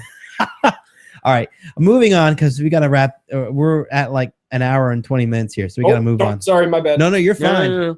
And this is good. That was the last one, by the way. This makes for good quality programming. Good update, Ed. I had no idea about that. Thank you. No, like I said, all these just came out. Everyone I talked about today was just today. It was like, which was weird having. All right, so bring in the headlines. So we'll go back to headlines. Our this past weekend. So we have a couple things to talk about. First, I want to talk about, and I talk about this a lot, but we did go to Chewy's again this weekend, and I love Chewy's, so I have to give them another praise because the freaking Elvis Memorial Platter at Chewy's with the enchiladas and the tacos, it's still my favorite restaurant ever. So it's awesome. If you're in Orlando and you're on I-Drive, or you're near our drive, or you're in Kissimmee and you're near 192, go to Chewy's. I have to give them a plug on the show one more time because Chewy's is awesome. If you have a Chewy's near where you live, go there. Honestly, they make everything fresh. The sauces and everything that they have on their different dishes and stuff are all made fresh that day. Every sauce that they serve, whether it's on a dish or whatever, or it's like a salsa or like the creamy jalapeno, all made fresh that day. So every day it's a different flavor, but the creamy jalapeno is fantastic. The Elvis Memorial Platter, the number 2 on the combination list, is always my favorite. That's what I always get when I go there. I had a mojito this time that was pretty good. So it was a fantastic experience. So make sure you check out Chewy's next time you're in Orlando, or if you have one near where you live, go to Chewy's. They're a chain, so you can see them out and about. So moving on from that, we did go back to the Flower and Garden Festival, and I swear this will be the last update on that, but we did check out the Flower and Garden Festival Center again this year. We hadn't checked that out yet, And there were some interesting things going on in the festival center. And you can see, I just put the photo up here if you're watching live. You can see the sign here. And this is, of course, in the Wonders of Life pavilion there. And as you enter the festival center, as with every year or every festival center, they have the intermission cafe there where they have some snacks and things like that you can buy there. Nothing too fancy, chips and drinks and fruit and cheese plate. Fruit and cheese plate. Yeah, nothing spectacular, but some sort of springish options there. And they also have stages around the area there. They have like 4 or 5 different stages in there where they actually do presentations, gardening presentations. Sometimes they send you home with like a potted plant. So you actually get to pot a plant and put it together and do all the stuff. And then, you get to take it home and then put it in your own garden. So, and these are actually free presentations that you get to participate in. So just get a Times guide and it'll have all these presentations in there that you can look at. And when we went in there, I thought I had the picture up here of one, but there was well, here's another one. Here's one of the other areas if you're watching online, but they have plenty of tables. You can walk up and most of them are free. This is the same area where they do the food and wine demonstrations during food and wine, but those are pay, where the flower and garden tends to be more free presentations. There are some free ones during food and wine, but those are far and few in between. Now, the festival center, I forgot to mention, is only open on the weekends this year. It is not open during the week, so I'm sure they get a lot less traffic during the week, so they don't open it during the week. One of the other things that they had in there as well is they have like a gift shop in there serving up merchandise for the flower and garden event. And they have these awesome Olaf like gnomes for your front yard. And they even have these little Olaf rain meters that'll show you that it's Olaf holding a little glass tube and it shows you how much rain you got. And of course, those are awesome. And then they have little Olaf like gnomes. They're just little Olafs you can stick in your front yard. I have a Mickey gnome in my front yard that I got at Flower and Garden one year, which is my favorite. So he sits out there and guards my house. And I need to get a new one. I'll probably get a Olaf and a Mickey. That's pretty neat. But they have all kinds of stuff going on there, and it just it looks really awesome. The gift shop, they had a ton of stuff in the gift shop. It was just really cool. They even had some shirts in the gift shop that as you went out in the sun, they changed color. So when you were inside, they were one color, or there was like hidden writing on the shirt, and it was only activated by the sun. So as you went outside into the sun, the writing activated and you could see it. And that was pretty cool. So just some neat stuff in there. It's definitely worth checking out. Now, there was 2 cool things that I've never, 3 cool things that I want to talk about that was also in there too. One of the things they had in there was this device called the Perfect Pickler. And I've never seen this before, but it is kind of an ingenious way to distribute herbs and things like that when you're making pickles. And they had this in the gift shop. You can check that out as you're leaving. There was a small booth. They have a section of little local gardening clubs and things like that. And this was at one of the booths there. So it's like a local item. So that was pretty cool. Now, they also have a booth that teaches you about the horticulture at Disney and what it takes to put together these amazing sculptures and topiaries and stuff that they do inside the parks.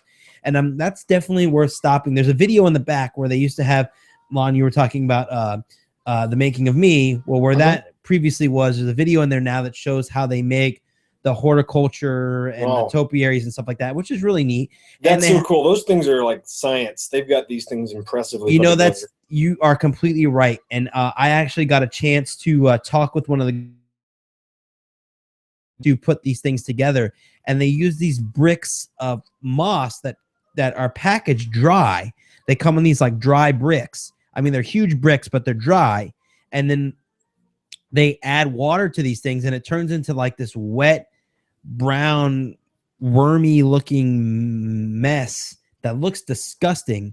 But what's neat about this is they use this wire mesh to sort of draw out these designs with a wire mesh. And then they coat it with this moss because it sticks, and then they just water it. And as it grows, these things grow out and they fill in with green and lush. And then you have topiaries like this Pluto topiary. You can see if you're watching live, or you can see on our Flickr page, there's different topiaries on there, but these topiaries, they grow out, and that's what it takes. And they also said, this is really cool too, this is interesting, that for the topiaries like that, they use a drip irrigation system, which it doesn't require that much water. They just drip water into this moss throughout the day, and it's all automatic, so they don't have to go through and water all the plants.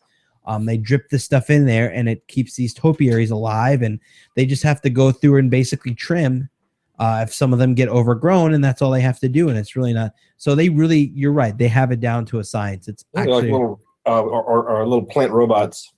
Yeah, they are. It's really cool. Now, one of the cool things they have there, one of the coolest thing that they had there, and I saved this best for last, is they have this horticulture heritage display in the back of the pavilion there. And this really gives you a history, and you have to check this out. It is very interesting stuff because I love Disney history.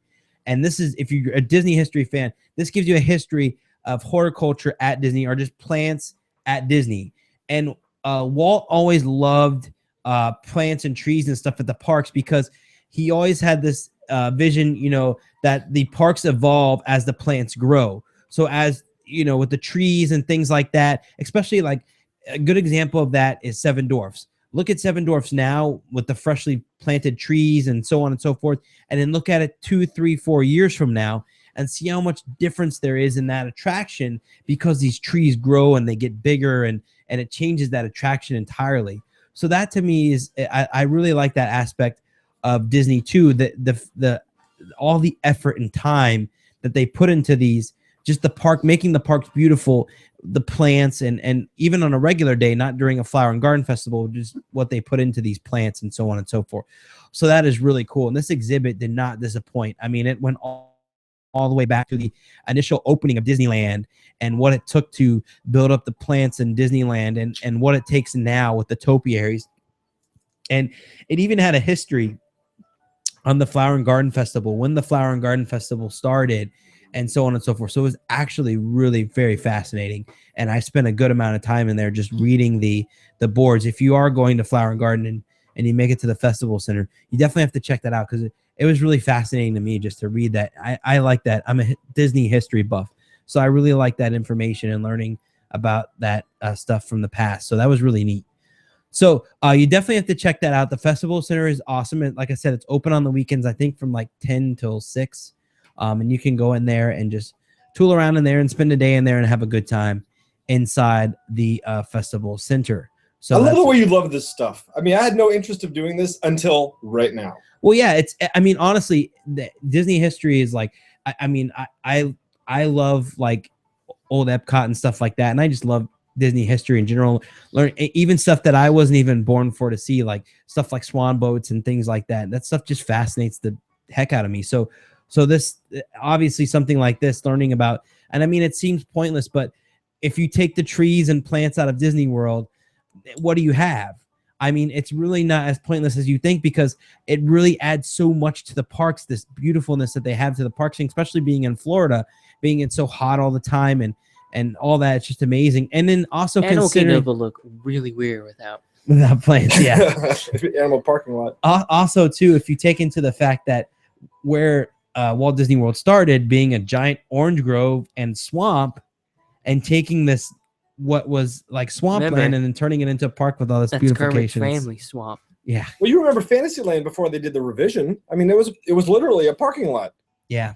Now they got water fountains and waterfalls and trees and bridges and mountains. It's pretty. It's pretty, and they do a lot of work into that. So it's awesome. So it's cool to see that stuff. But moving on from that, speaking of history, I posted this online the other day, but the hat has been removed from Hollywood Studios, and it actually made me very happy, because I like the old view of Hollywood Studios, the park, or MGM Studios, whatever you want to call it, or Hollywood Land, or whatever it's going to be called in the future. You pick and choose what you want to call it. But there it is without the hat if you're watching online. If not, check our Flickr page. You can see it. It looks awesome. I'm sure I'll get a post up soon with that as well. But it looks awesome without the hat. I mean, all you see looking straight down the street there, the boulevard, is the Chinese theater, and that's it. No giant hat. It looks like you're in Hollywood again. I mean, it's fantastic. It really is cool, and it really is a sight to be held. So, awesome stuff there. We also stopped in the Trolley Car Cafe that day to get a Starbucks. I really like the Trolley Car Cafe. It's one of my favorite Starbucks. I just like the theming of that Starbucks in general. It's just really awesome. I like there's just hidden stuff all over the place. There's a hidden picture of Ward Kimball up there on the train tracks.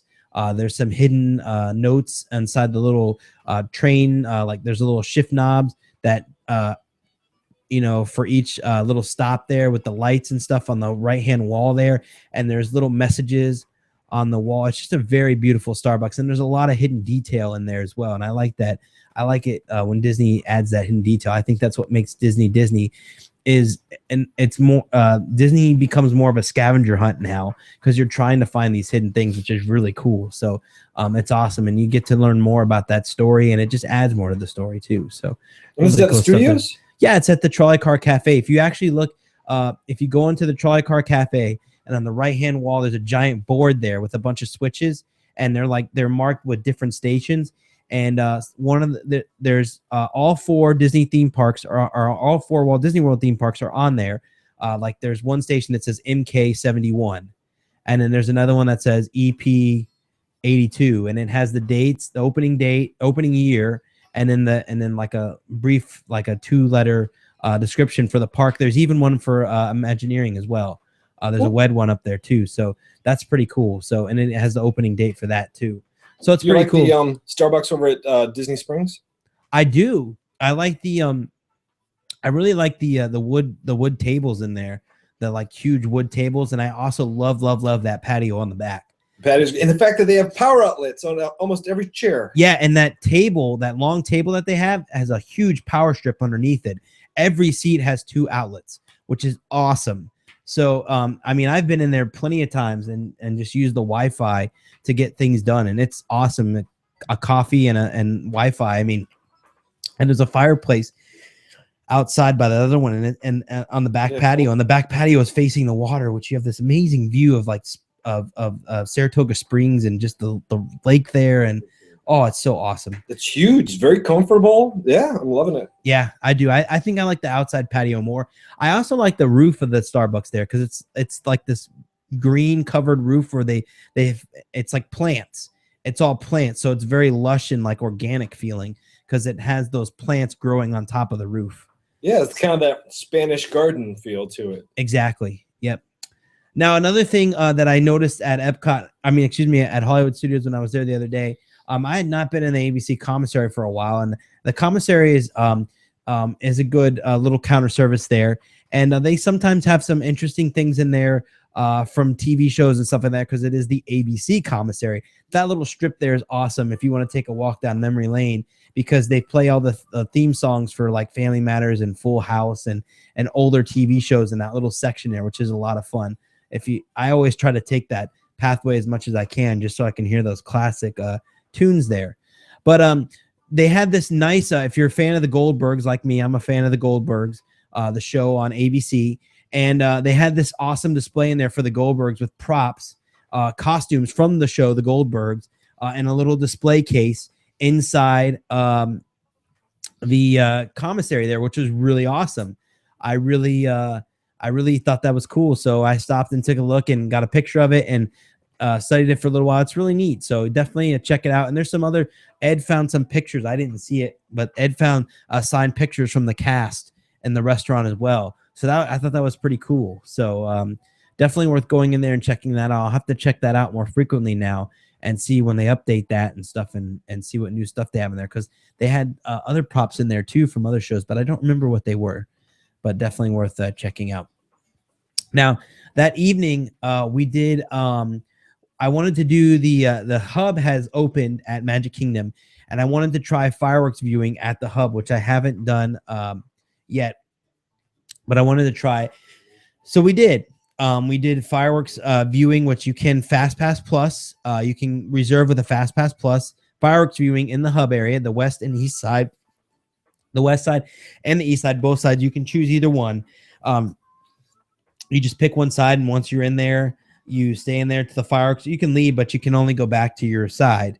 So because we got to the fireworks. Now the fireworks didn't start till 10, but there was also Celebrate the Magic, Celebrate the And on the Main Street Electrical Parade. and the Main Street Electrical Parade. Like they let us in early around 8.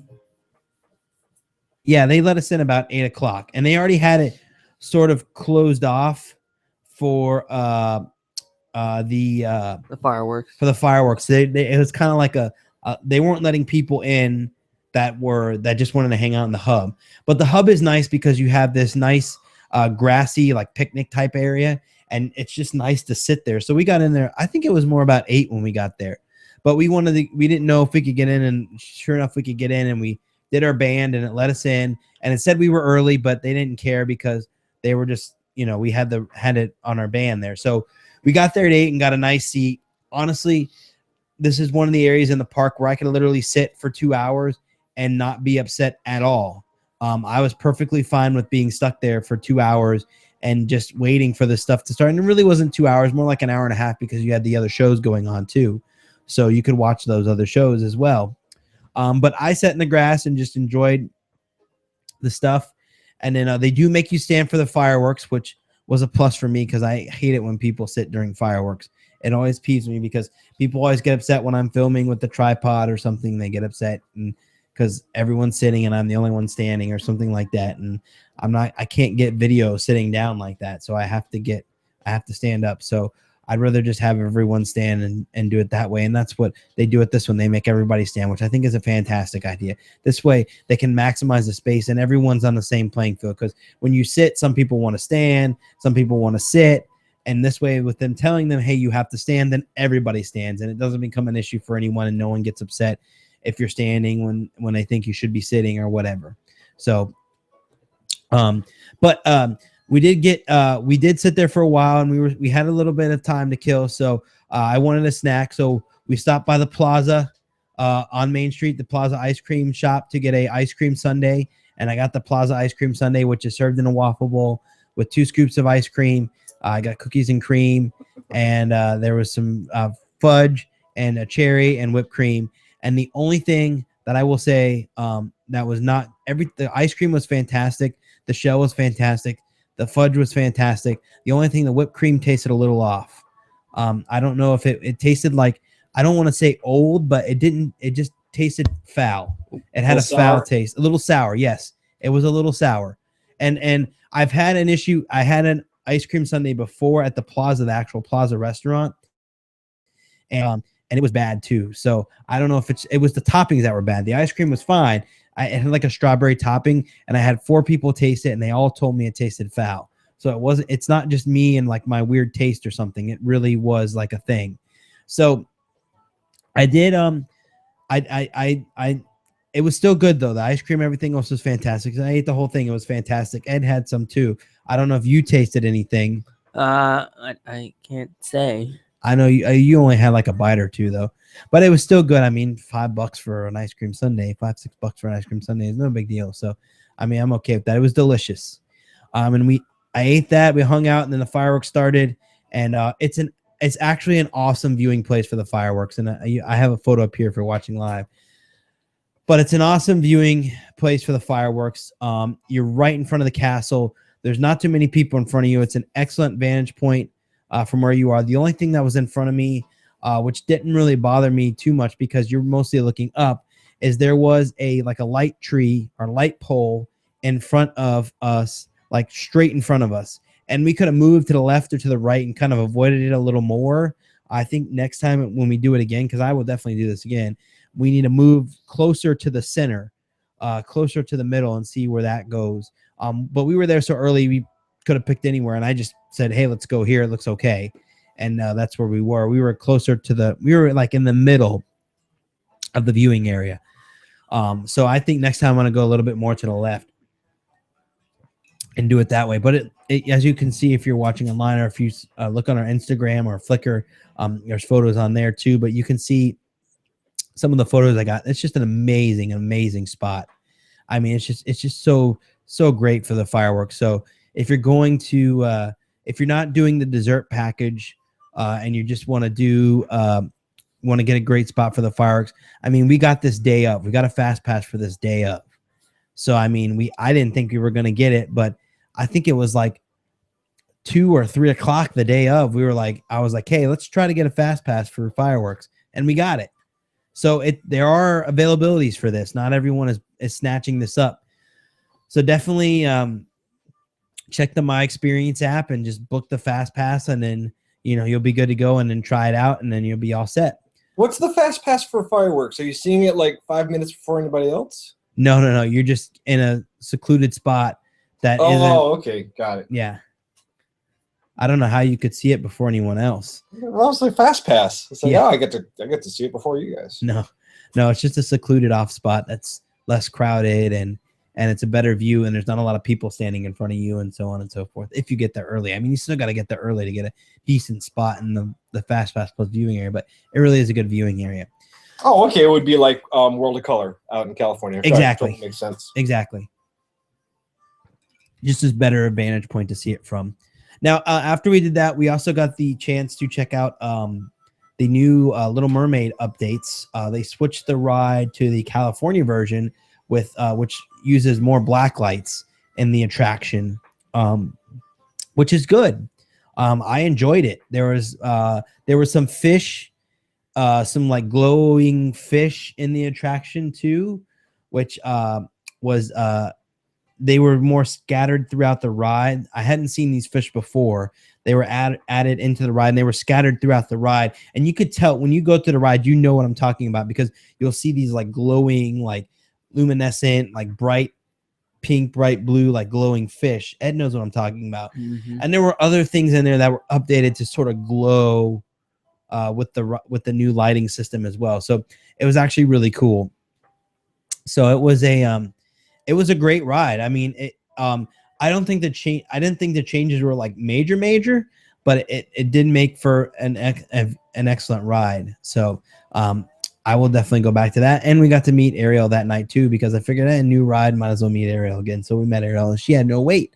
So that was fun seeing Ariel again. We got to walk back there.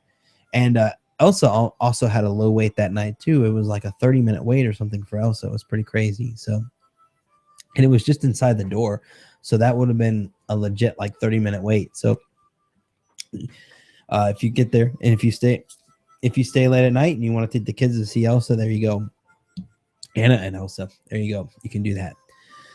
But that's gonna do it, I think, for this week. Unless Ed has anything else he wants to add. Nope. Okay. As far as coverage this week, we're going to do something different this week. We are going to. I am actually going to my first Renaissance Festival. The Bay Area Renaissance Festival, or Renaissance Fair, is happening this weekend in Tampa at the Museum of Science and Industry in Tampa. Their big science museum. Big science museum. There's going to be jousting and all kinds of stuff. And I figured I would bring that to you guys, something a little different for you guys to check out when they have that in town. It looks like a lot of fun. A lot of people get dressed up, and there's medieval food and jousting and entertainment, and actually looks like a lot of fun. So I'm very, very, very excited. And people talking like Renaissance people, and it should just be really cool. And there'll be a Leonardo da Vinci guy walking around dressed like Leonardo da Vinci. So. And Mutton. Forget Mutton. So it should be a lot of fun. So we'll definitely have that for you, coverage this weekend. So definitely check that out. And that's going to do it for this week's show. We want to thank Lon for joining us. Thanks for having me on. You know, honestly, it is so hard to keep up with everything that's going on in Orlando on a weekly basis. And that's why I love this show, because it kind of does it kind of keeps me in touch with just the local area, because you're nailing it out. This show is really packed with info. Definitely one of the best ones. And the best part also about what I love this show is being one of the theme park designers in Orlando. I can't know everything, but just the way that you love what we're doing, because everything we talked about tonight is stuff that we make for you guys. And the fact that you're loving it, and sometimes not so much, you're giving us a good middle road to kind of work off of, and what's working, what's not working. Thank you for putting all this energy in every week to you and Ed and everyone on the show. Oh, thank you. I really, it means a lot coming from you. I really do appreciate that compliment. I'm serious. I mean, that's, I love the parks. I love Orlando. This is home for me, and anything that I can do to make to promote the parks, to promote businesses, especially with like Coupon Orlando. That's the whole reason I started Coupon Orlando. It's not to make money. I mean, of course, there is this a chance that I will make money with Coupon Orlando, but that's not the point. The point is to help out businesses and to help smaller attractions that need that exposure and need to be seen, because there really is a lot of fun stuff to do in Orlando. And if there was like a mission statement for this show, the mission is to get people excited about Central Florida, about the area, about the parks, about the attractions and things there are to do. And when you come to Orlando, to just know where to go and just to experience all these wonderful things, and also know what to do and have a little knowledge and know where to go and where not to go, and so on and so forth. So I'm glad that I can relay that information every week to you guys. So awesome stuff. So that's going to do it for this week's show. I want to thank you guys for joining us, and thank Lon for joining us. And real quick plug if I could. Yeah. If anyone's listening to the show on Friday, the Entertainment Designers Forum with a huge charity auction for Relay for Life cancer research. If you're a theme park fan, this is the event to be at tomorrow night or Friday night, downtown Orlando. Check out Entertainment Designers Forum on Facebook, and also Give Kids the World Coasting for Kids fundraiser, which is happening all over America. Lots of different groups are getting together to do coasting for kids. Go ride coasters for a good cause, and you can search that out online as well. Awesome sauce. All right, well, thank you for that. Make sure you guys check out those charities, especially the Entertainers Designer Forum. The Designer Forum that is coming up. That is an awesome event. I know a quick short notice because it is tomorrow, Friday, but it is, or from this recording, it is tomorrow. But yeah, definitely check that out. If you don't check it out this year, you can definitely check it out next year, because I'm sure it'll happen again. But it is an excellent event. And Give Kids the World, can't say enough about Give Kids the World. I've toured the facilities. Really, they're doing fantastic work. I mean, it is think of as a kid the absolute most insane vacation that you could ever have, hands down, period. I mean, ice cream for breakfast. I mean, trains everywhere. I mean, these kids, I mean, they have these horrible terminal illnesses, and Give Kids the World gives them the chance to just be a kid and be a family on vacation, and forget about being sick for a week and just be on vacation. And they do it in such a excellent way. I mean, they bring happiness to people who need it the most. Exactly. And it is if you wanted to ever donate money to a charity, hands down, Give Kids the World. I can't plug them enough. So, all right. Well, with that being said, this time I'm really going to do. Oh, yep. This time I'm not going to do it this time. I am like scatterbrained today. It's because Lon's on the show. Yep. I'm contagious. We want to thank MapleLeafTickets.com before we go for providing discount Orlando area attraction tickets for more than 30 years. Visit them today at MapleLeafTickets.com or call 1-800-841-2837. That's 1-800-841-2837. That's MapleLeafTickets.com. Get your tickets to them. They are excellent guys. I know them all personally. Great guys there. We want to also make sure you guys check out CouponOrlando.com. Have you checked out CouponOrlando.com yet? Make sure you check it out. Make sure you check out our $5 off for Airheads Trampoline Arena in Orlando. You will have a blast. All you have to do is put in your email. It's simple. Download the coupon, have it sent to your email, print it out, or have it on your phone. Take it to the location. Bam, show them the coupon. You'll get $5 off. You'll have a blast. Trust me, the family will have a blast. It's a good time. We have tons of other coupons, Groupons, Living Socials, all kinds of other deals on the site as well for you to check out. So definitely check out CouponOrlando.com. So that's going to do it.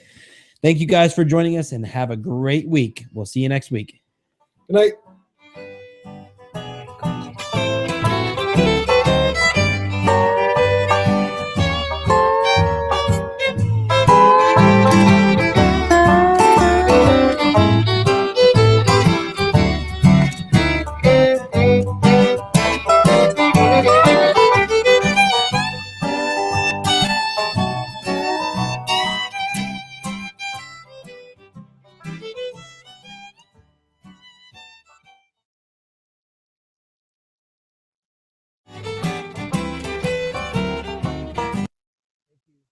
Thank you, Lon. Oh, he left. Okay.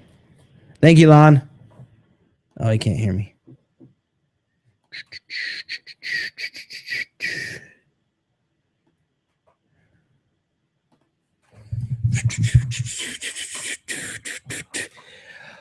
Boopity boop boopity boopity boopity boopity boopity boopity boopity boopity. And it's gonna charge now.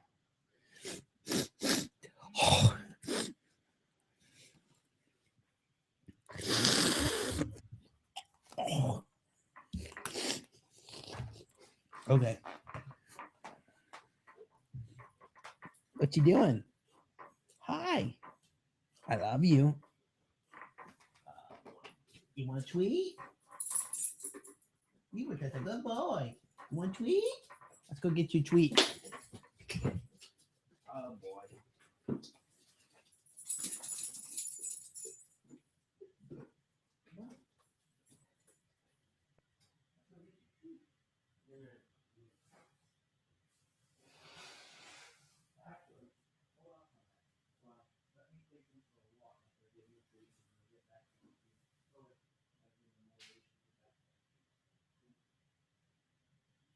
You eat that? Let's go eat that. You want to go for a walkie? You eat that and then we'll go for a walkie, okay? You got it? I'm putting it in now.